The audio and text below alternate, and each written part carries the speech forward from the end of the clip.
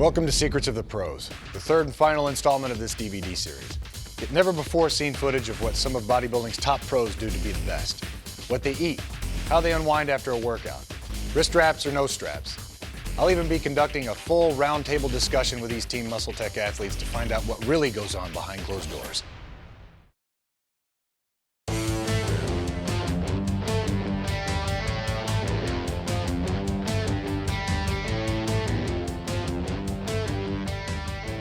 If you're like me, you take most of your training tips from the pros. We're in luck.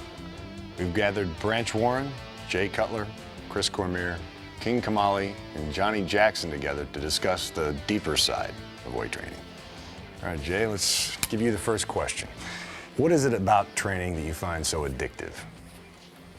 Well, I've had an addiction for weight training, not necessarily bodybuilding, since I joined the gym at 18 years old.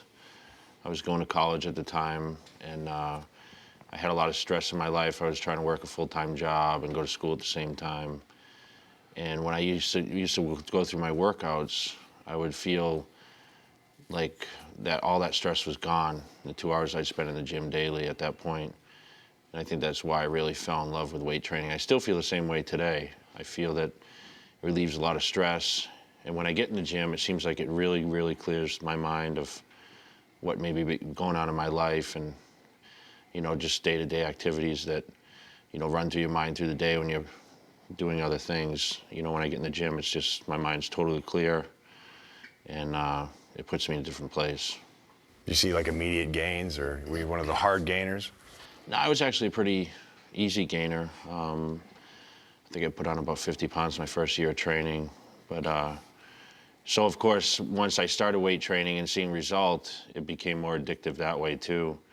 So here I was getting, kind of a so-called therapy and making muscular gains at the same time and looking good and feeling good at the same time. Anybody else want to grab that one? The addictive side of weight training?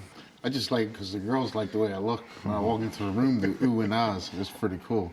So that's one way I'm addicted to it is, the appearance of it. And like I said, when you walk into a room, not too many people look the way we do. So when you walk into the room, it's like all eyes on you. So, if you're at home, you don't get a lot of attention, or you have a lot of siblings, you don't get a lot of attention from your parents. You can go out and get a lot of attention from, people around, just, walking in the room, like I said, and looking the way we do. You get respect, right? Definitely. Basically, a lot of respect.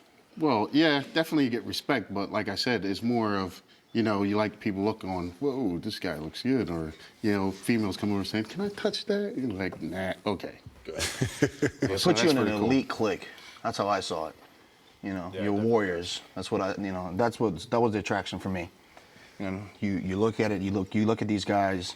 When I was younger, you say to yourself, my God, I wonder what they do, or how they go through life looking like that, and what they did to achieve something like that. It's a journey. And once you realize that it's a journey, then it's never ending. You never want to stop, and you become a part of this, almost like a brotherhood. So, I always thought that it was gonna be like a finish line. So I was like, okay, I want to be like one of the best guys out there, or see how good I can be against this one or that one, like a one-on-one type of thing, like me, mano-on-mano type of thing.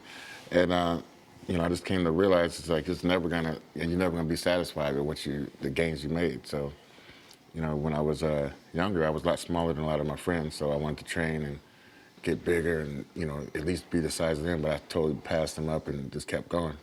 It's like a blessing and a curse. You start getting what you want, and you want more and more, and you get hungrier and hungrier and hungrier. Sure. Is there ever an end? Do you think you can ever get to a place where you go, I'm satisfied? I don't think you ever get enough. I think you ever wake up and you look in the mirror and you say, this is what I want, I think you're done. That's my motivation to go to the gym every day to make improvement. I was like a 135-pound little high school kid when I started weight training.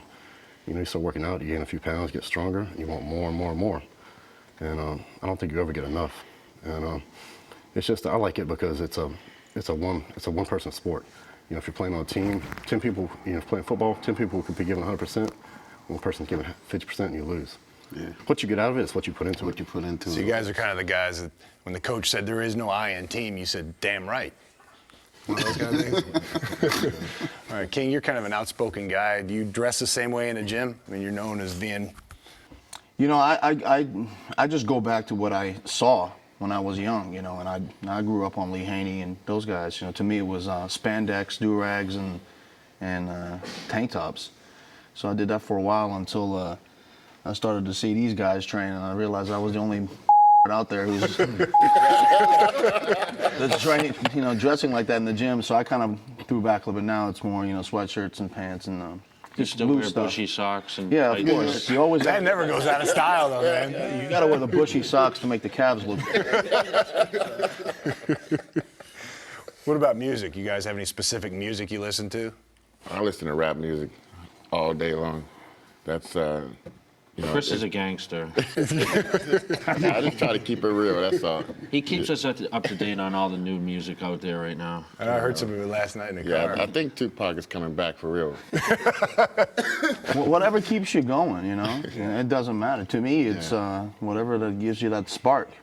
Exactly. It doesn't matter to me either. I can listen to anything, and I lift so heavy, blank out anyway when I get ready to lift, so it doesn't matter what's playing. Yeah, I don't What hear matters- the music much when I'm yeah, training. what either. matters is that's- you got to get in and get the work done. That's me. I don't even listen to the rap, music, no matter rap what it music is. is After all the about first the set, struggle, though. It's just you know? background noise. Yeah. Rap music is all about the struggle, and it's all about. So it's clicking into some of the background that you came from in the first place. Whatever gets your blood boiling. So if I crank up the Sound of Music soundtrack, it's not going to affect you guys. No, see, you listen to Hank Williams Jr. Tupac, sure. It's a big difference. So when you're getting ready to do like a heavy set, is there anything in specific that goes through your mind? Yeah, I'll think that, like, I'm the strongest man in the world right now, and I'm going to pick this up. That's what goes through my mind. And 9 out of 10 times, I'll pick it up.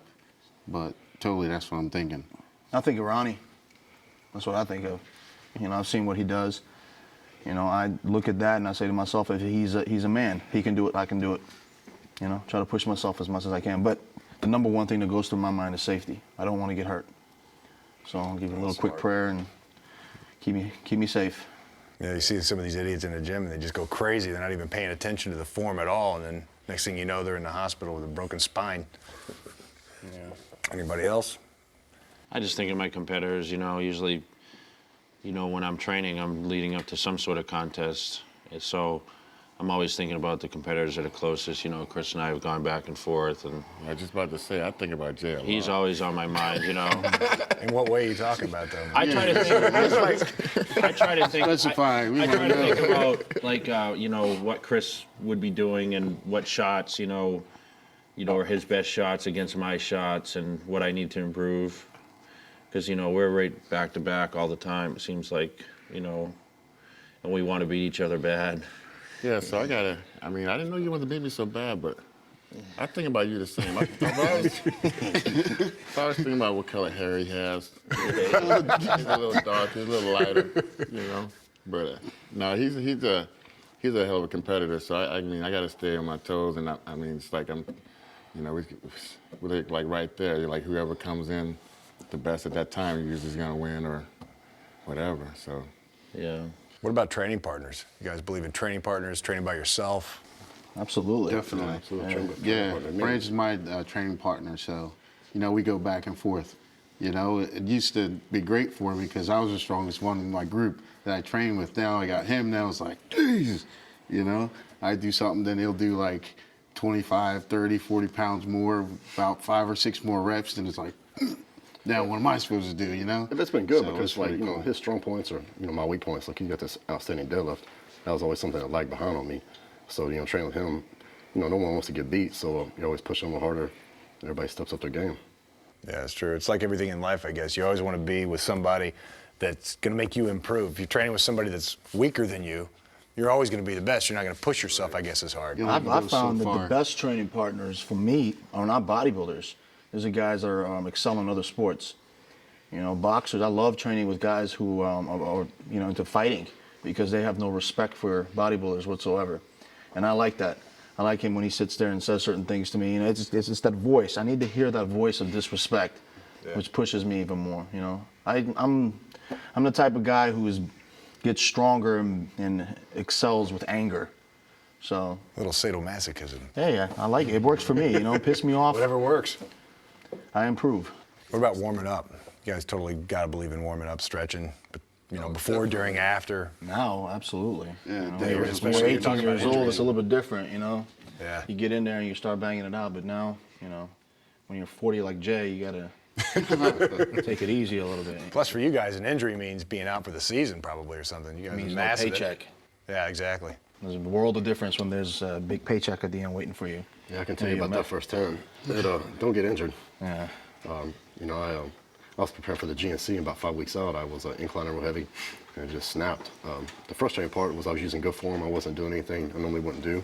I warmed up, and I felt great that day. And you know, for whatever reason, that just comes to the territory, I guess.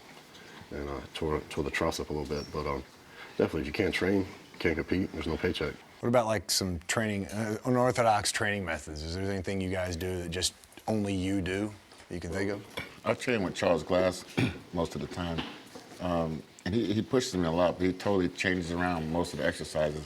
Like you could see like something that's made to do a certain way, he's probably have you doing lats with it, lat pulls with it, or some kind of tricep movement, some kind of angle that's kind of hit a certain body part a certain way, in a totally different manner from what you're used to. So I call that unorthodox. Yeah, I do the same exact thing, actually. You know, I didn't know Charles did that. A lot of the hammer strength stuff that's made for chest, I use to row. You know, I face the machine, I use it to row, to hit my back.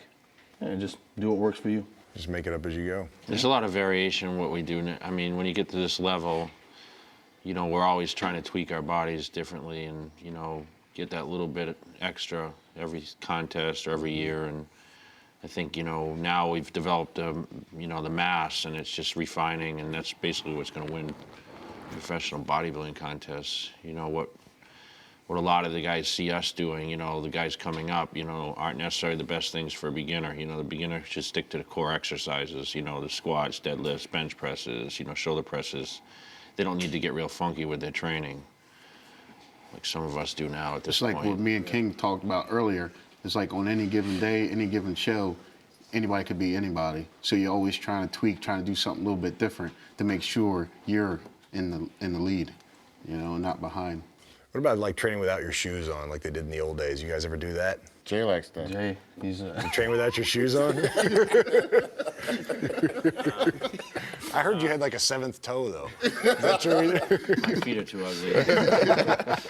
You know, I did in the beginning, to be honest with you, because I, you know, read about Arnold and I saw these guys in the magazines, but, you know, it's a little unrealistic nowadays, I think, and it's kind of like King wearing his striped spandex in the year 2000. hot pink, you know? hot pink striped spandex. Be flamboyant. We're over that phase, and you know, for a while I know guys were using shoes with no soles that they think that it worked their calves better or whatever, but I only train my calves once a week, so I'm not really too concerned. Unlike me, but, that's another. No, that was just. We won't get into that. I think he said it best. You know, we all saw pumping iron. We saw Arnold doing it. And, you know, you want to emulate your heroes. So. You guys have any favorite machines you want to train on? I'm a free weight guy more than a machine. Machines come into play probably the last few weeks. You know, when you're not going to really grow anymore the last 2 weeks before a show, and you don't want to risk injury, so you just go and use something that's safe. Burnout time. Yeah. You guys obviously train pretty heavy. You use straps, chalk, all the powerlifting gear. Yeah, definitely. Yeah, absolutely. Thanks, guys. With over 1,500 pounds of muscle in here, well, 1,650 if you include myself, this room's not going to be able to contain it much longer. I don't know about you guys, but I'm hungry. Let's eat. Let's go. Let's go. Let's go. Thanks, man.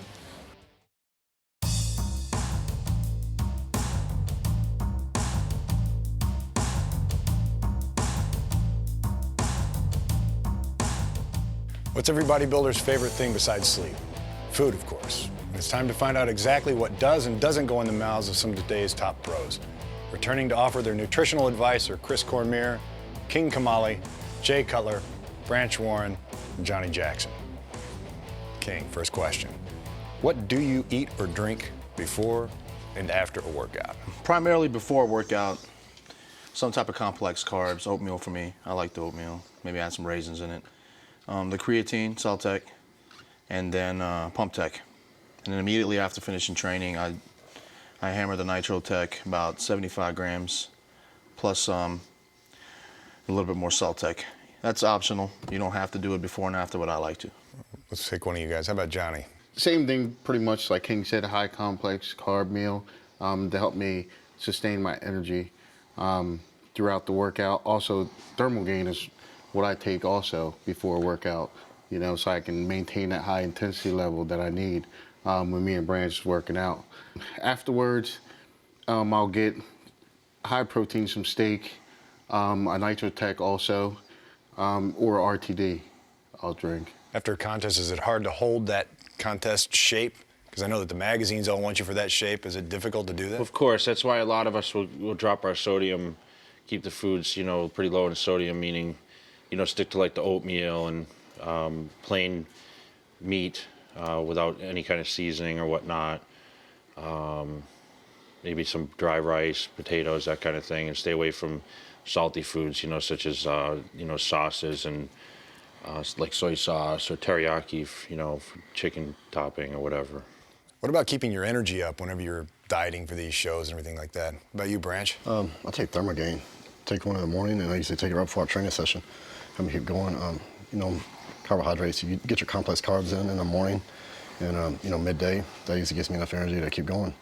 You know, the last couple of weeks, when you're carb depleting, hey, it's gonna be tough, you're gonna be tired. You don't even feel like getting out of bed some mornings, but you know, get up and do that cardio session, but you just, that's part of it. You just, Part of the game. part of it. Yeah, I usually stick to carbohydrate sources that would keep my energy up, sustain energy longer, such as, you know, oatmeal or sweet potatoes, something like that, rather than the simple sugars or, you know, white rice or something like that that burns through your body a little faster. I tend to eat a lot more oatmeal. Definitely before my training session, I eat the same thing as King had mentioned. You know, I usually have oatmeal in the morning with a banana and maybe, you know, a little equal and cinnamon on it. It doesn't necessarily have to be plain oatmeal. You can have fruit and cream, apple cinnamon, you know. Doesn't have to be plain and disgusting. It's a little bit of sodium. Yeah, exactly. You can. That's not too bad for what it has, sodium-wise.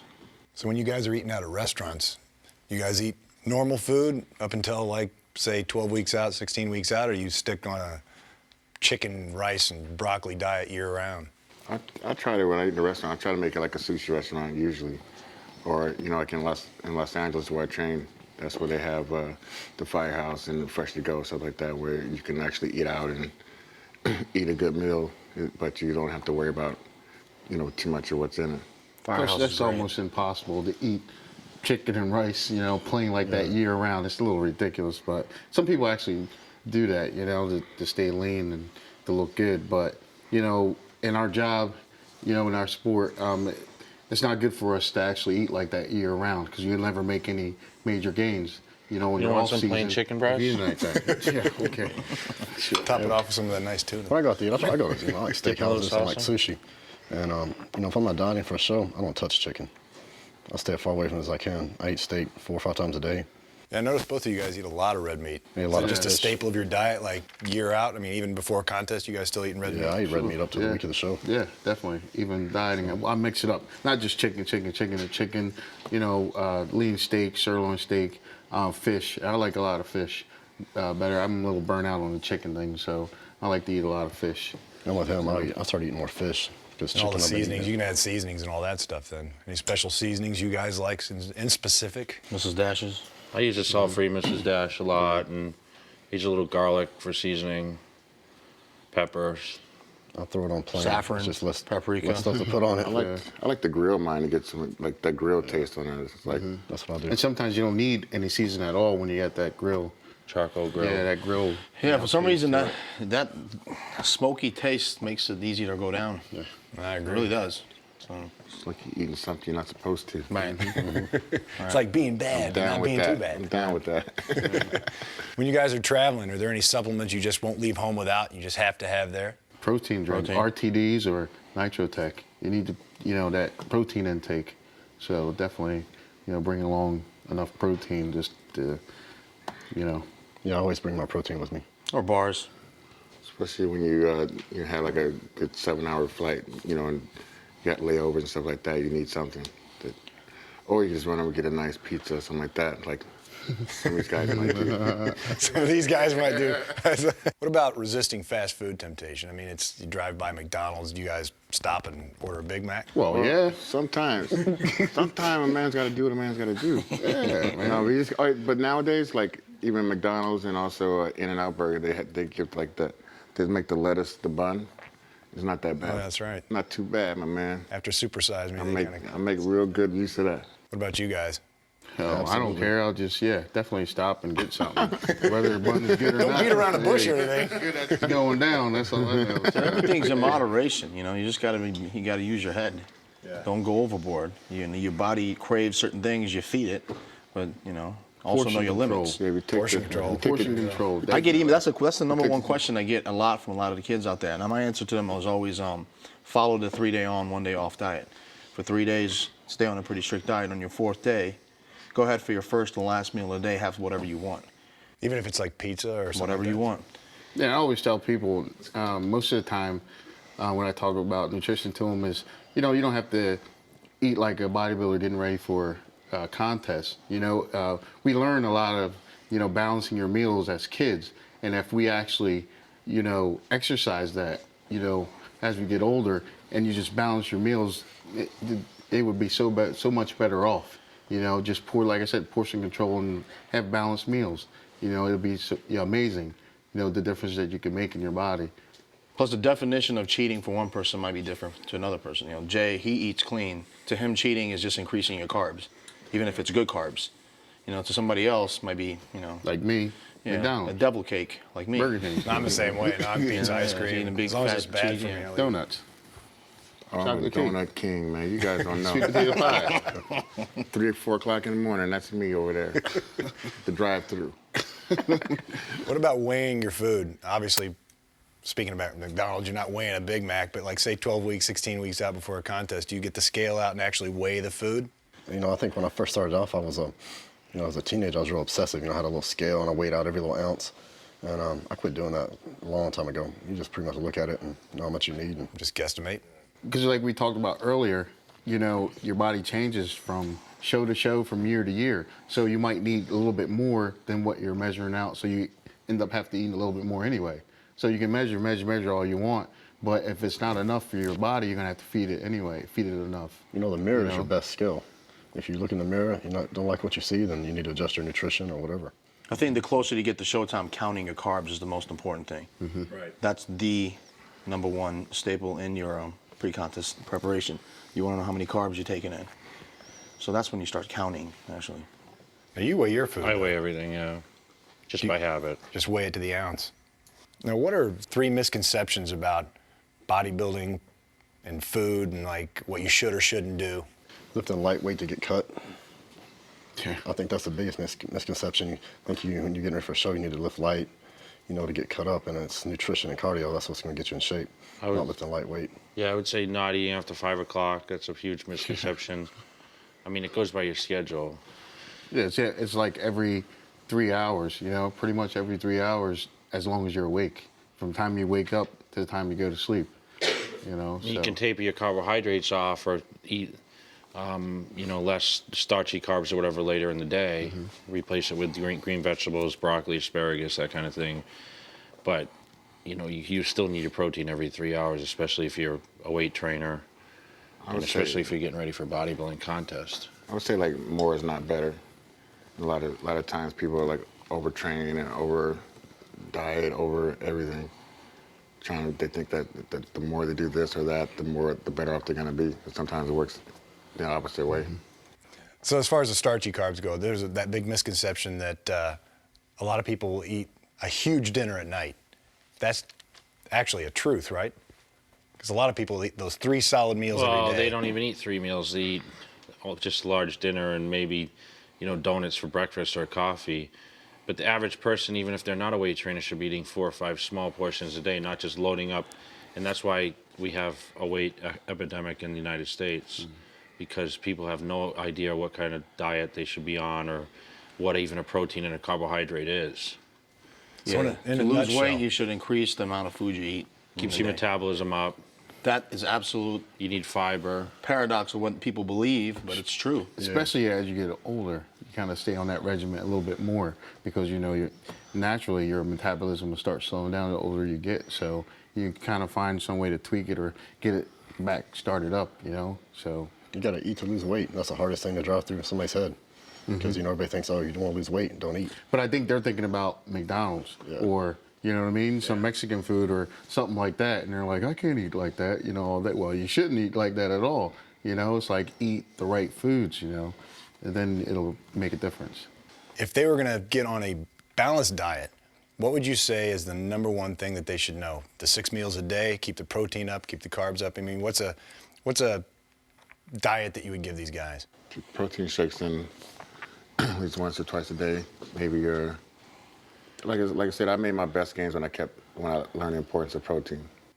So like 3 meals and then maybe 2 protein shakes in between those 3? Well, they have to get a proper diet down, and that means getting up in the morning, first of all, and eating a breakfast, which a lot of America does not do. Mm-hmm. And a lot of kids rush off to school and they grab, I was one of them in high school. I used to eat donuts every morning and when I got to school. Coffee cake. Because I was rushing to get out, and you should sit down and have You know, I would suggest like wheat. You know, I know it's not the best thing, but you know, the oatmeal King mentioned. You know, the packets of oatmeal with a little sodium and sugar flavoring is you know, a good way to start, and maybe Step a in little the right protein. direction. Yeah, some eggs, Egg whites. even whole eggs for a younger kid. Consistency A for the little bit of kids. peanut butter in there. The number one thing I would recommend to anybody starting out is stay consistent. They shouldn't even be in the gym before I mean, the diet should be first. Right. Before Definitely. weights, because if you're gonna go in and you're gonna, you know, glue yourself down with weight training and not have a proper diet, you're wasting your time. With the amount of muscle that's around this counter, the kitchen is a very scary place to be. Glad you guys could spend some time with us. Thanks a lot. Thanks. Is anybody eating those almonds, man? I'm starving. Shit. Don't take too many. Oh, you see that shot?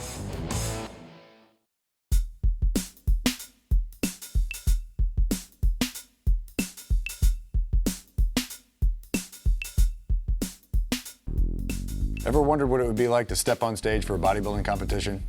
Well, now you get first-hand information from today's top pros on what it takes to step on stage and pose down. With me again are Branch Warren, Jay Cutler, Chris Cormier, King Kamali, and Johnny Jackson. Ready to get started? On the Yes, first sir. question? I'll take it. You take it. I'm always the first guy. Last couple of weeks before a contest, do you lighten your training schedule, lighten your training weights? What do you do different? I think this is a common misconception that people have as far as, you know, to get cut, you have to lighten up the weights, and I don't cut anything. I basically stay the same. I mean, I might cut out the heavy movements such as a squat or, you know, the heavy bench presses or whatnot, but I basically stay about the same with the weights. And the only thing that actually will bring my weights down the last couple of weeks is if I'm more fatigued, which usually is the case, you know, when you're starting to cut down and deplete for the contest. And you know, my contest training really only trains the last week when I do carb loading and depletion. And what about tanning? I mean, obviously everybody's tan on stage. Do you guys use special creams? You hit the tanning bed, Mystic Tan? I'll answer that one. Yeah, a lot Because of you need it the most. a lot of misconceptions of the black people don't have to tan because, you know, they go, what do you have to tan for? You're already black. And you get a lot of dirty looks when you go to the tanning booth. So, you know, but when you're on stage, like you said, it totally washes you out. And when the bright lights hit you, you need something that's going to keep your color even and that bronze look. That's going to help the definition show through. So I tan usually 4 to 5 weeks out. Try to get in there 2 or 3 times a week. And also put on like 2 to 3 coats of Pro-Tan. Wow. So the darker the I would have better. thought that. Yeah, absolutely. definitely. And it depends on the time of the year. I like to go outside and, you know, lose a little water, you know, going outside, sitting in the sun, just listening to the wind and birds or whatever, just to relax and get away and not think about competition, thinking about what you have to eat or what you have to do to prepare. You can kind of like relax and lay out there and, like I said, lose a little water and get tan and, you know. You go out and sing and stuff like that too? Well, yeah, but, you know. Yodel, maybe? Yeah, but nothing on stage, you know. You know. Well, I know for myself, you know, I'm pretty fair skinned, and I usually tan. Yeah, I usually have to tan, you know, 10 weeks prior to the contest and get a pretty solid base before I put Pro-Tan on. That way, you know, my color will be somewhat right. And The darker the berry, the sweeter the juice. That's true, because you see some people and they come on stage and you know they're walking out there, maybe a friend of yours or something, they're shredded, they're awesome, and they're lean, and they step on stage, everybody else is dark, and the light guy gets drowned out. It's almost unfair. As you're getting closer to the contest, obviously the diet, the stress of the paycheck, who's going to win, you guys have a lot more stress than the average competitor. Is there anything you do to deal with the stress? Man, I just focus on myself and take it one day at a time. I don't even think about that. You know, I get up, I'm training chest that day, I think about my workout, do my workout, do my cardio, think about my next meal, take it one day at a time. And like I said, we train together, and we train so intense and heavy that you don't have time to think about anything ahead. You have to think about what you have to do that day and try to get through it and do the best you can that day. Just trying to survive the workout. Probably where good friends and family come in too. I think that's sort of the key of being successful is you know, the ability to shed off stress and to handle stress and to deal with stress. And it's hard for a lot of people to be able to do that and just shut something off like that. Most people buckle underneath the stress.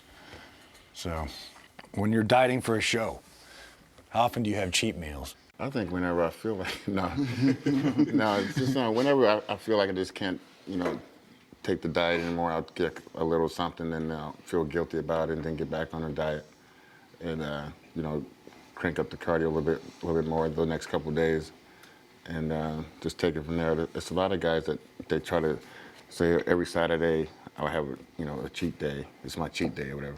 But I feel like if you can go through that Saturday and another Saturday without cheating, why not just go through those and wait till you really need it, what you're really going crazy in the head? I seriously doubt that, Jay Cutler 2 weeks out before the Arnold Classic is cheating. So you have that in the back of your head. So you think to yourself, okay, he's not doing it, I'm not going to do it. Yeah, listen to all the smack talking in the magazine after you place ahead of someone and they think they're in better shape than you were. And then you cheated and you know that they probably didn't. And then you're like, it all comes with the territory. I mean, everyone can eat different things. What I consider cheating is, my high carb day where, I eat totally clean food, just a lot more food than I normally eat. So I kind of give myself that every 4th or 5th day, a high carb day where, I eat a lot more calories in the form of carbohydrates, and that way it keeps me away from cheating with, fattening foods like the hamburgers and stuff you're talking about. I mean, that's not the stuff I crave anyway. It's just I want normal food. And we were talking earlier about, I'm a big sushi eater, so that's usually what I have on the 4th or 5th day. It's all clean sushi, but I allow myself not to weigh something. That's the thing is, when I don't have to weigh something, it's the best because I weigh everything exactly every meal.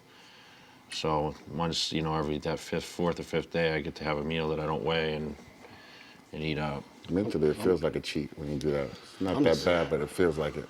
I know that sometimes when people cut food out that they want, they get in really, really bad moods. Do you guys do that? And if you do, what do you do to battle that? Well, I like to just sort of remind myself that no one's making me do this. This is like something I wanted to do since I was a child. I would say such a child, like 15, 16 years old. I've been training for this. Being 38 now, I've been in the game 25 years. And it's just like, still no one's making me do this. So it's, I sort of remind myself of that when I'm getting a little edgy. That's right. You choose to do this. No one is making you do this. So why you want to complain or bitch or I'll call. Be mad at other people about it. Yeah, I'll call somebody who's going to tell me the truth and bring me right back down. Most of the time it's Chad. I'll call him up and he'll say, how great Ronnie looks at 390. Chris looks like this guy. And you hear these things and you're like, oh, all right, that's not just me. And then you hang up and you're fine again. What about sleep? Is sleep really that important to you guys? I mean, I never 8 hours? I I never don't get sleep that much when I'm dieting for sure. Really? Maybe 4.5 hours at the most. I never get I can get by on less sleep when I'm. Yeah, because most of us have a high metabolism already, and doing all the cardio and eating those meals and eating the way you're supposed to, it just speeds up even more. So, This makes it hard to go to sleep? Yeah, well, not really hard to go to sleep because all the working out and the cardio and stuff, but you don't need a whole lot because you're such in good condition. Your body's in such good condition that you don't need much. I don't finish playing PlayStation until 2 or 3. So it's like, and I get up like at 6:30 every morning, and then I go back to bed, and then it's like almost every day. And what about like the snack before you step on stage? Everybody's got their little things they eat up until the second they walk out. Is there something you guys carb up with just right before you walk out, or? I like to get a Twix bar or something like that. Some kind of chocolate and peanut butter. Polanerol fruit. Polanerol fruit. Polanerol fruit, yeah. I've done that since 94. What about other rituals before you guys walk out? Any other rituals you guys Everybody's do? got their own thing. I warm up Superstitions. I warm up the same way. Every time, get a little gas. Find the same person. Get a little gas when I get nervous. And I don't get nervous till right before I walk downstairs. That's the only time I get nervous before the show. Before that, I just worrying about how much money I'm going to win or not win. I actually like to find, I look around to see who's the best conditioned guy backstage. And then I'll just go stand next to them in front of the mirror and hit a couple shots.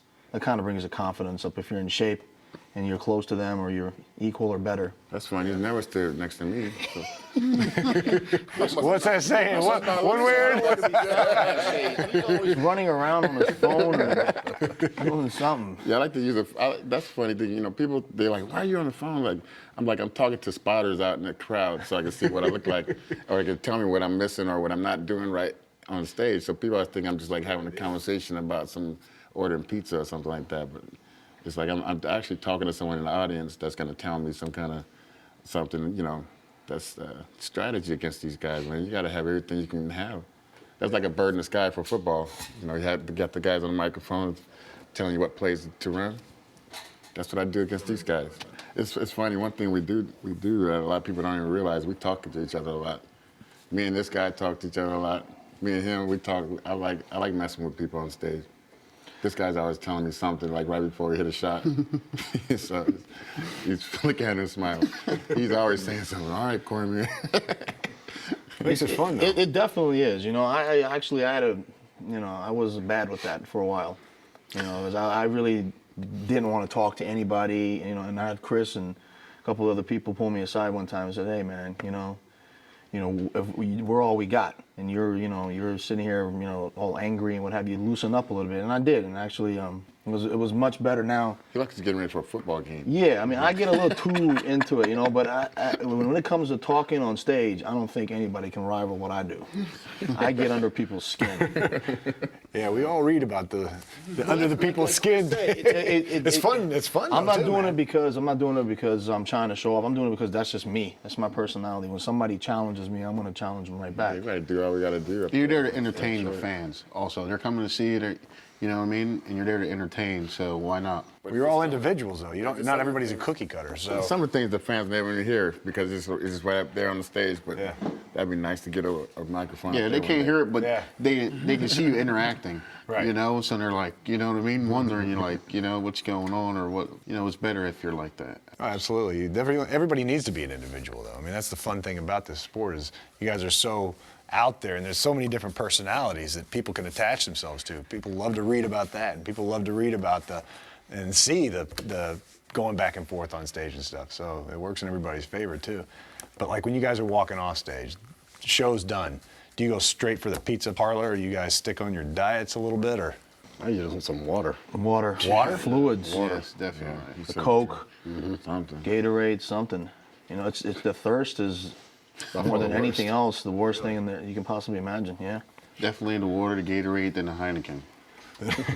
Not necessary in that order. Yeah, he's right. Some type of alcohol calms you down. Although Mustek did have pizza backstage at the Olympia this year. I didn't get any by the time I came off stage. There's a nice big picture of me over there with mouth full. And it was gone by the time I made it off stage. So. How nice. What about posing routines? You guys just make up your own, choreographed, make it up when you're on stage? I make it up when I'm on stage every single time. That's why I never do the same routine every single time. It's been like 20 years of competing, and I never did the same routine twice because, that's the way I do it. I like to just listen to the music. I know what I'm posing to and just go what I feel. Just like you're in a nightclub dancing. You don't got to do a routine to that. You just dancing. So you just know the music. You know when it's going to stop and start. You don't? Man, I'll be in the mirror making up a routine before I go to the club, man. If this music plays, So that's, I love to do it that way because it's a little bit challenging, but I like to go off the field, the crowd and everything. Yeah. But I do that every single time. I've last couple of shows I've had someone choreograph a routine for me and. Feel like it makes a difference? Oh, I don't necessarily think that it's judged on the posing round, but it just, it definitely gives the crowd more entertainment. And, King's an example of that. His routines, are kind of off-the-wall routines that most of the other guys don't perform. He dances and does robotics, and, it's hard for a bodybuilder to be able to do that. So it's kind of a special niche that he has and that entertains the crowd. And, I can do his routine. I do kind of like what Chris said. I put the music down. I don't practice my routine at all. I think in my head what I can do here. This sound effect looks good here. Mm-hmm. Then you go out there and you do it. I try to mix it up too. But like Jay said, it doesn't mean a damn thing when it comes to the Yeah. to the They're actual still judging the contest body. placing. They're judging the physique at the time. So at the end of the day, the posing routine You're doing it for the fans. Okay, people come to see Jay, Freaky Big Jay. People come to see Chris and how he looks on that day and how big. They want to see freaks. It's a freak show. Right. I try to get Jay to do more hip hop in his routine, but I'm always encouraging. I heard he's him going to do it this year, though.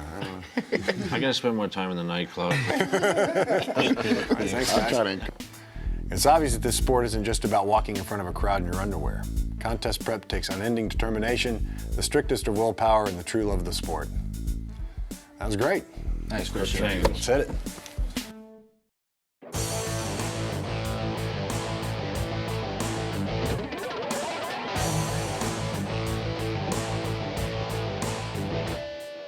With training, nutrition, and contest prep put to bed, it's time to find out what really makes these pros tick.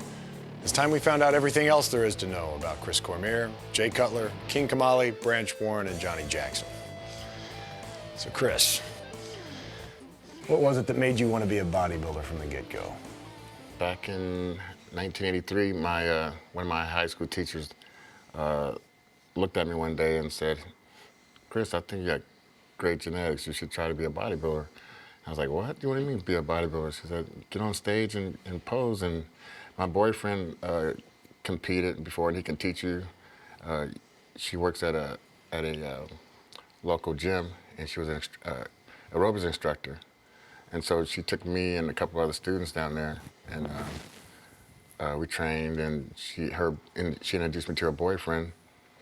And I was really shy back in high school, so it took a while for me to get the courage up to get on stage. But so when I was 16, I trained for the competition, and it came and went, and I didn't compete because I didn't want to get up there and compete with those little underwear on. So it took me. The next year after I graduated high school at 16, I graduated, and I came back as a 17-year-old and competed for my first competition in 1985, and I placed fourth. It was a nice experience. When I saw it for the first time, Mike Christian was a guest poser. He was in Mr. California at the time, and I just got bit by the bug then. It was like it just snowballed into what I do now. I've been on stage every single year, except for 2 since that time. So it's been a heck of a journey, but I'm still rolling with the punches, and I'm still having fun with it. I can't even see you as a shy kid. Shy is never a word I'd imagine putting I'm on still you. shy. I just fake it. Yeah, right. You fake it well. What about you, Jay? Actually, I wanted to be a bodybuilder probably since I was a kid. I just wasn't sure what bodybuilding was all about. I knew I just wanted to have muscles, and I never really thought I'd be competing for money and, endorsing products and that kind of thing. So, my goal was just to be bigger, and, that's kind of how I started, just working out in the gym. And then someone said, "Hey, there's a local competition.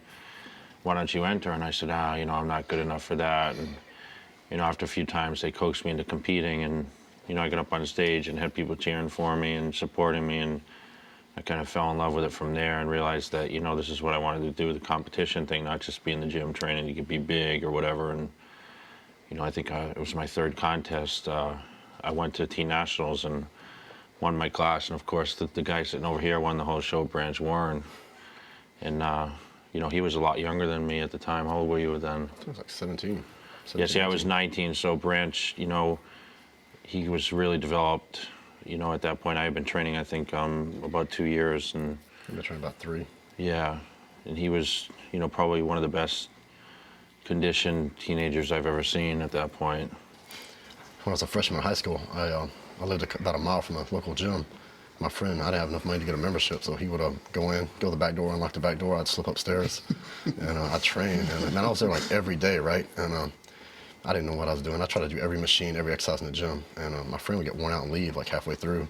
So I met this other guy, and I trained with him for the second half of the workout. And this amateur bodybuilder came up to me, big guy. He's like probably almost 300 pounds, and to this day, probably one of the biggest people I've ever met. And I thought he was the coolest guy because he had a different girlfriend every week. They were all good looking. He drove a nice car, and he was huge. And he said, "Hey man," he goes, "You're not doing any of this stuff right." He goes, "Show up next week, and I'll show you how to do it right."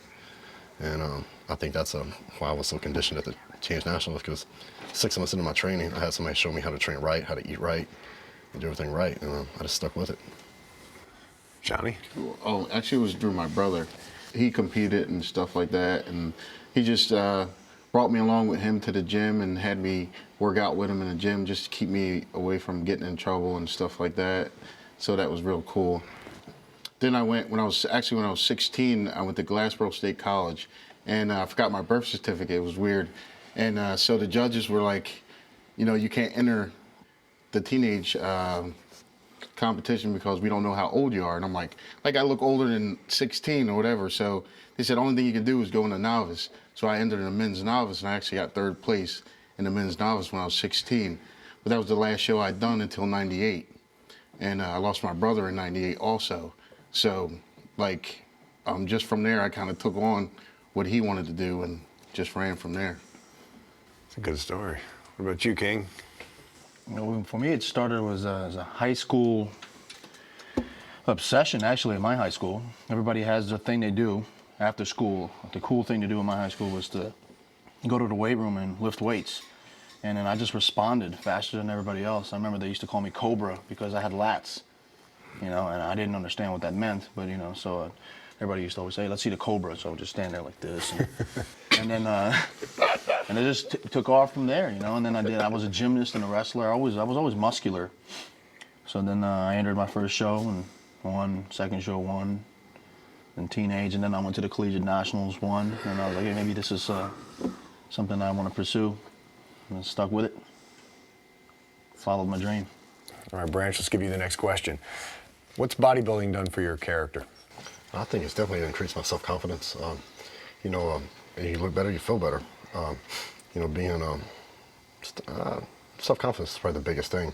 You know, I started off lifting, I was a 135, 140 pound little skinny kid. And, you know, like Johnny was saying earlier, you get bigger, you start looking good, you walk into place, people look at you. And girls like it, and just makes you feel good. And, you know, like you said, you know, girls come to you, hey, can I feel your arm? You know, can I check you out, this and that? And, you know, everybody likes that. So I wouldn't trade it for anything. What about you guys? Kind of the same feeling, or? Yeah, like I said, I was a real shy kid. So, you know, they helped me with my confidence and also getting over the stage fright and talking in front of people. I was like the guy that would wait the last kid in the class. I didn't want to be the last kid, but I was the second to the last to do my story or to do my poem or whatever. On my 4th score 7 years ago. you know. You still know that one? I still do that. So would you agree with the saying that a bodybuilder is a little boy in a gorilla suit, that every bodybuilder still has that little boy inside of him that's trying to show the world, you know, this is what I am because I built this body, check it out? Well, it was like that a long time ago, probably, but after a while, when you start to become a pro and stuff, it started to change a little bit, your perspective on the sport and why you do it, the reasons, and, you know, then you get families involved, and, you know, you get pride involved, you get, you know, still trying to reach that goal, that pinnacle, and we're actually at the mountaintop now, and, you know, we all know what's up there, so we're just up here just trying to make, you know, make the best of our physiques and see how far we want to take it. I think it starts out with fascination. It turns into love, and then it gradually goes into livelihood. You know, and it's kind of like again, it's a journey. Bodybuilding is a journey. You can't even imagine life without it, though. I mean, it just becomes so much a part of who you are. I'm sure that, I mean, could you ever imagine being somebody that didn't do that anymore? Competitively, I can imagine. Definitely have to ask I feel like yourself. the lifestyle, though. Yeah, no, the lifestyle is, I think, what sucks you in and gets you, you know? You I want think it's like for the first time you do a show, whether you're a professional or, well, I guess you amateur when you do a show first. When you go out there and you compete against all these other guys and you want to be number one, you want to, you know, prove that your body looks better or you're better than these other guys, you know? And once you go out there one time, it's like you got to do it again and do it again and do it again. It just gets sucked into, you know, I want to always win or I want to be number one. So it's just a continuous thing. And it just becomes your life. Whose physique would you say you admired the most, either past or present? Either one. Lee Haney. Lee Haney, hands down. I was a Bob Harris fan, actually.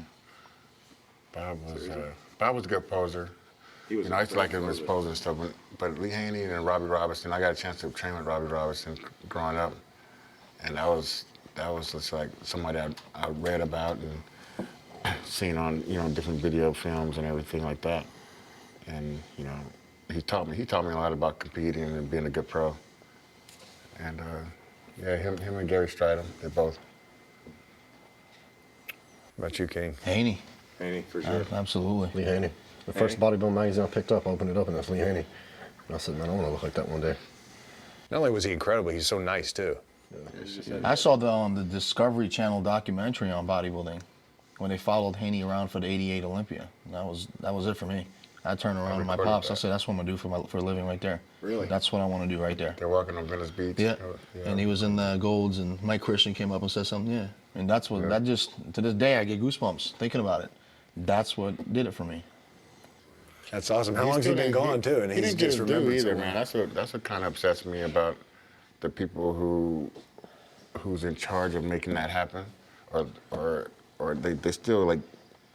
I mean, don't get me wrong. Arnold was a great champion, but Lee Haney did beat his record. So, But you never hear about that. Didn't even get a fraction. Like I still have people today like, He oh, did a Ronnie fraction. just won the 7th. Did he beat Arnold? He tied Arnold, but it's like Lee Haney about has the record. Haney's 8. Oh, he does? You know, at the Olympia this year, something really interesting happened when they were showing each Olympia champion a little clip of the videos. You know, people cheered for their, own favorite. Arnold got the biggest response, but Haney got the biggest response from the bodybuilders. in the For audience. respect. Really? For respect. That was, and I looked around, I said, did you see that, Barbara? She goes, yeah, I did. I said, all the guys who punished themselves in the gym, they're the ones who just gave that man some respect. If you're going to give some kids some advice on how to become a bodybuilder like you are today, what would your advice be? Learn about nutrition and stay consistent with your training. I think that's the biggest. And have fun with it. Yeah, Don't they take it- definitely have to have some sort of realistic goal where, like I didn't pick up weights, my first day and said, I'm going to win the Mr. Olympia contest. You can't think that far. I mean, I went from thinking, okay, I'm going to be, a top competitor at this contest to maybe I'll just go to the Teenage Nationals and be a contender there. And then, going to the Men's Nationals, not even really thinking, well, there's a possibility I could win, but I wasn't thinking, okay, when I'm going to be. These guys are already thinking to be pros at the national level now. I mean, they're already playing in their first pro show. 16-year-old kids, yeah. And you need to take small steps, especially with bodybuilding, because time is the most important thing with bodybuilding. I mean, all of us sitting around. I mean, I think I was one of the later ones that you started training, probably later than me. But Chris has been training for 25 years. King started at what age? It's been 17 years now. Yeah, I mean, I've been training for 13 years. Yeah, and I've been just- training since I was 8. My brother took me, and got serious when I was about 12. So, and that's why I'm so strong now.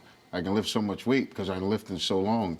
My tendons and stuff like that are so strong, But time is your ally in this business. I mean, this is what it takes time to build a physique, and lagging body parts. Muscle maturity is the most important thing. Your body's its best at 35 years old. Also, it's you got to keep in mind a lot of young people. They think that they're doing a lot of things wrong as far as trying to build a champion physique. They got to keep in mind that it's a marathon, not a sprint, and they're trying to get it like right now. Mm-hmm. They want it right now. They want it. It's the American way, man. Immediate gratification. I want the pill that's going to make me skinny tomorrow. It takes years to get there. And, it's a marathon, like Jay says, man. you got to set realistic goals. You can't start off and want to be a pro bodybuilder. You got to start off to make it to your first show, and then go on from there. When you get to the top, how do you stay motivated to stay there? I mean, you guys have been at the top of the game for a while. Motivation is right here. You know what I mean? Look at seeing each other to these see guys and seeing motivation. how great these guys are and how well they do in each show they go into is motivation enough to want to better yourself and be on their level also. So, just if people kind of look just around them, immediate surroundings, they'll probably find more motivation than they think they would.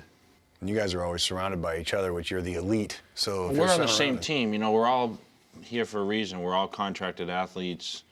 We're all representing a great line, Muscle Tech products, and, we all use various products within the Muscle Tech line. So, our duty, we've been kind of branded on certain products. I mean, I know I pushed, Pump Tech, Cell Tech, and, I'm on the Pump Tech team. We're two Pump Tech guys.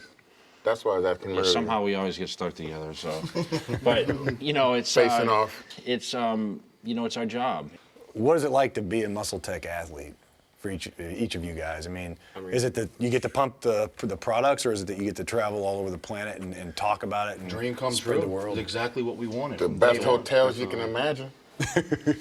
You know, Chris should be the first one to speak up about this because he's probably been the longest one contracted, correct? Yeah, I'm the oldest and the greatest. No. Opening up another can of worms there. I've been, you know, with another company. I don't need to say, but I was very happy to be over at this company. Muscle Tech's been great to me, and you know, been able to listen to what I thought would make the company better, what I thought would make my stay here at this company, which I will be here the rest of my life, better. And it's just been, you know, it's been a great experience. And I tell each one of these guys before they came on, it's a great company to come to. So jump on the bandwagon, let's roll. I was also with Let's another roll. company before I came here, and it's a whole different world. I mean, Muscle Tech is awesome.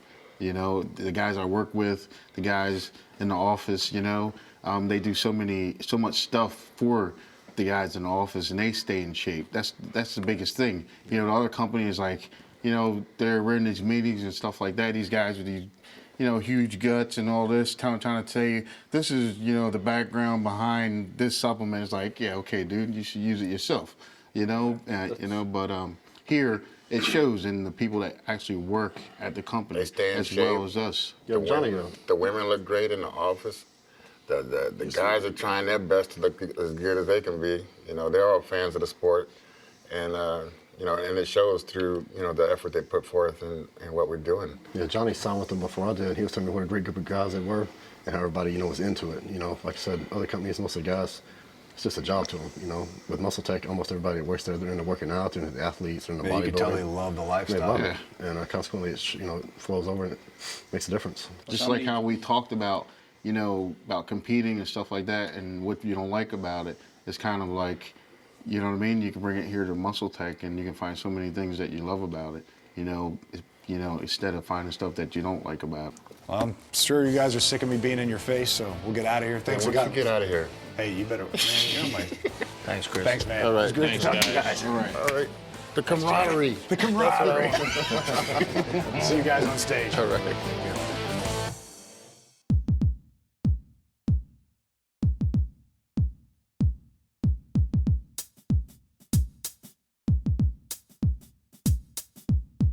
If you've ever considered stepping on stage for a bodybuilding competition, there's a lot you need to know first. Renowned trainer Charles Glass has agreed to go one-on-one with me to help you get ready for your first bodybuilding competition. How's it going, Charles? It's good. Good. Okay, first question. What's a reasonable amount of time for an amateur bodybuilder to get ready and train and diet for a competition? It just depends upon how long he's been training prior to this. Normally, it's going to take you at least a good year and a half to get ready. So would you consider competition training different than, say, normal training? Yes, quite naturally, because competition requires a little bit more intensity into your training, whereas the other one's like recreational. You know, you're having fun, so it's different.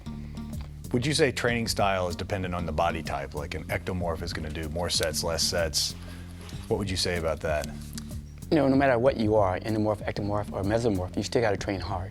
And the intensity level is going to be up no matter what type. So, you know, it's got to apply yourself. So like an ectomorph would need to necessarily train heavier, as an endomorph would train lighter or anything like that. That has nothing to do with it. Just smarter. Besides the diet, because the diet, as we all know, is so important, what other aspects would you say would go into somebody getting ready for a competition? Yeah, well, you got your cardio and you got the resistance training. You know, the diet's a big part of it, but you need all factors to complete the whole body. So I guess if you're heavier, more fat, you do more cardio, and you know, obviously if you're in leaner shape, you do less cardio and heavier resistance training, something like that. Yes, you'll balance it out. It just depends on what your body type, the way your body looks at the time. Either you're gonna do more or less of one or the other, So somebody like me, I'd have to do a lot of cardio and a lot of weight training to really do anything. No, not really. You can balance it out. Would you recommend a first-time competitor to hire a trainer? Yes, because that way, when you come in, you're not feeling good, they want to train that hard, this guy's going to push you through. Normally, what people do, they come in, they don't feel good, they slack up on the training. You don't want to do that if you're training for a show. You want to come in and put as much as you can into your workout each time. A lot of people think that bodybuilding is a very individualistic sport, but wouldn't you say that the support of your family, your friends, your coworkers, wouldn't that make a big difference in a person getting ready for a competition? You know, even though you're the only person on stage, but you still need that support of the family. The family is very important in any sport that you do. You need the backing, so when you come home, you're tired, your food is prepared for you, whatever, but you need that support, whether it be friends or family. Should competitors all follow the same training style, dieting style, or is it more of an individualistic thing for each person? Very much so, because everybody's different. You gotta understand that. So when you can get that into your head, you understand that you need this, I may need something totally different from what you need. So it all applies to different. What about foods? I mean, what type of foods can a competitor expect to eat? Well, if you're competing, you wanna have a balanced diet. You wanna have your protein, your fat, your carbohydrates, and also your fiber. Without all those components, you can always either clog yourself up or you can do something wrong. So it's best to have all components in so that your body can grow.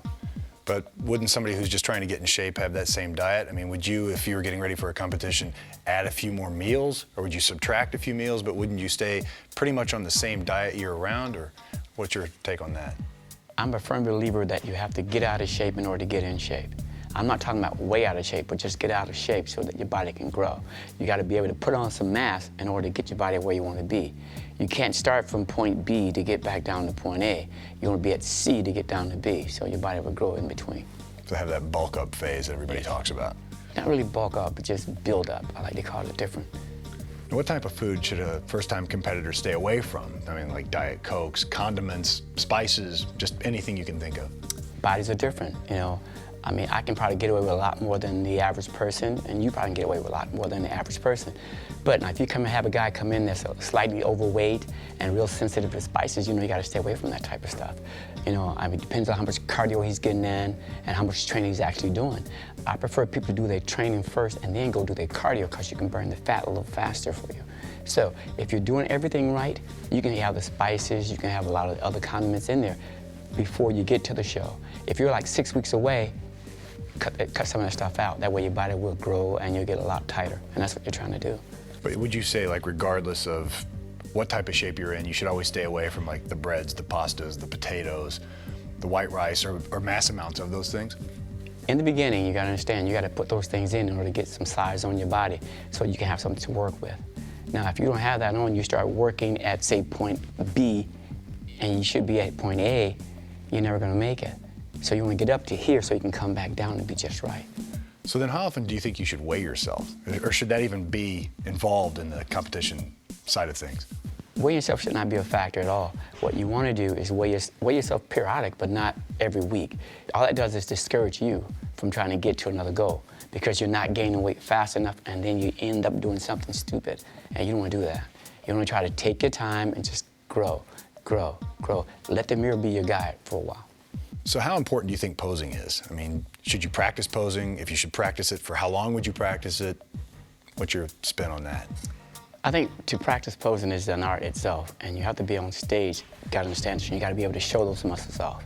So if you can get in for an hour a day, that's great, but you need that time in there, because understand this, if you're trying to show a double bicep and you have your arms in the wrong position, they don't see the muscle.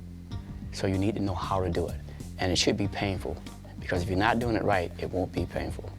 Do you feel like posing's overlooked these days? I mean, you look back in the old days and it was like an art form, and a lot of people are starting to get away from that. What's your feeling on that? Yes, I think they lost that art of posing. We still have a few guys out in the field that, you know, actually pose. You need choreographed routines, and most guys go up there and they're robots, and you don't want a routine like that. You want to be able to flow. You don't see some kind of fluidity in the whole routine. Yeah, it does kind of separate the athletes that way. Yes. What about the hair on the body? Should that be removed? From where would you say you should remove it? Well, any hair that can be seen, you want to take off, simply because you don't want to have anything to obstruct your skin from showing through. That hair will have like a little glycerin to your body, and you won't be able to see it. So you want your body to show at all times. So the definition or whatever you need to show is going to show. So anything that's there, take it off. So that'd probably be why these guys get so tan too. I mean, everybody you see is so dark. Does that bring out the muscle density? Does that bring out the muscle vascularity? All the above. You see everything when you have the tan on. If you come on that pasty, you won't see anything. I don't care how good a shape you're in, you will not see it. So you need to be dark on stage. Back to the dieting. One thing I have a problem with is cheating on my diet. It's like every time I started to diet, I'd start to get these urges. Do you have any advice on getting rid of those urges? Well, in the beginning, it's okay to come off the diet every now and then. You have these low days and a high day. That high day is when you want to have at least one good meal that you can enjoy and then go back to your diet. But you got to understand, as you get closer to your show, you can't do that. So you can start being disciplined enough yourself to back off.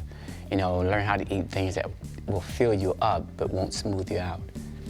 So if you're going to say like things you would enjoy in your diet, would you say pizza is something that you could enjoy in your diet? In the beginning, you can have that pizza, you know, that one meal that you're going to have on that high day. If that's what you want, you have it. But like I say, once you get closer to that show, you got to back off. You get something that's going to fill you out more inside so you can't get anything else in there. You'll feel full but not satisfied, but at least you're full. So like popcorn, air pop popcorn is one of the things. You could drink water with it, it'll expand. You can't get enough other food in there because you're full. Yeah, air pop popcorn is exactly something I think about when I cheat personally. But ice cream, pizza, all kidding. So at what point would you say you have to stop doing those? 6 weeks out, 4 weeks out? That depends upon your body. I would try to at least stop 6 to 7 weeks out, that I'm not cheating at all and I'm just going straight for my diet and staying on the diet. Are there any supplements that you'd recommend taking or even not taking for somebody getting ready for a competition? No, you need as many as you can get. I mean, I like my protein, so I always try to take Nitrotech. You know, it fills me up and satisfies me and I'm not gaining the extra fat, so it's great. So if you're cutting back on certain foods though, would you need to replenish that with different minerals or multivitamins or vitamin C, or would you up those types of doses of certain things? You definitely up those doses because you need it. You need your body to have all the tools you can get, and that's one of the good, you know, the good supplements you can take, so take them. What about stage fright? I mean, is there anything you can do to avoid that? Going through your posing routine is going to get you out of the stage fright. You have people in there watching you all the time, so you're sort of used to that, and so that takes you through that stage fright. So you should like get up in your Speedo in front of everybody in the gym and just start posing for no real reason? No, just to get you basically go into a posing room, you do that. We have a posing room, you go into the room and you practice. You know, eventually you go into where they have the spinning classes are and you have a couple of your friends and they're watching you from there, then it's easier. In front of the spinning class? No, your friends, not the spinning class. What about tips when you step on stage? Like one of the first things you step on stage, you're making that first public appearance. Is there anything you can do to just, you know, kind of stand out from anybody else, to kind of show yourself to the judges, to make them kind of look at you? Always try to hit your poses and look at the judges at all time. You know, make sure they're looking at you. You want to draw attention to yourself while you're on that stage, not to someone else. So you're paying more attention to the judges than the audience. You're trying to look them in the eye. You know, you glance at the judges and also glance at the audience, but you basically want to see what the judges are looking at. So you want to hit that shot really hard and make sure the judges are looking. I guess look really confident too. You see some of these people on stage and they just look scared to be there and you automatically go, yeah, that poor guy, yeah, he's not going to win though. That's only because you haven't been practicing posing. See, that confidence comes while you're practicing and you know how you look already. So do you have any other resources recommended for bodybuilders getting ready for a competition? Basically what you want to do is you want to try to read up on as much as possible. Try to read up on posing and get you a good trainer so you can have some good resistance training. The cardio is going to obviously be important in nutrition, so find a good nutritionist, a good trainer, and read up on your posing or get you a choreographer. What about a mantra or words? Is there anything that you live by? There's a saying that represents Charles Glass? Train hard to stay home. Man, that's the kind of information that makes me want to get back on stage. What do you say, Charles? You want another student? I'm ready. Let's go for it. Yeah, I'll call you later. Thank you. Thanks, man. Wow, what a ride. This concludes the third and final installment in this DVD series. I think you'll agree, the information you've just seen isn't available on any other DVD. I know I'm going to be watching these things for years to come, and I'll probably still learn something new every time. If you think Team Muscle Tech is going to sit back and relax now, you're sadly mistaken. They're already busy innovating new products and continuing their mission to take muscle building far into the future. If you'd like up-to-date information on what Team Muscle Tech is up to, keep checking in to muscletech.com. For Team Muscle Tech, I'm Christian Boving. We're proud to have you on our team.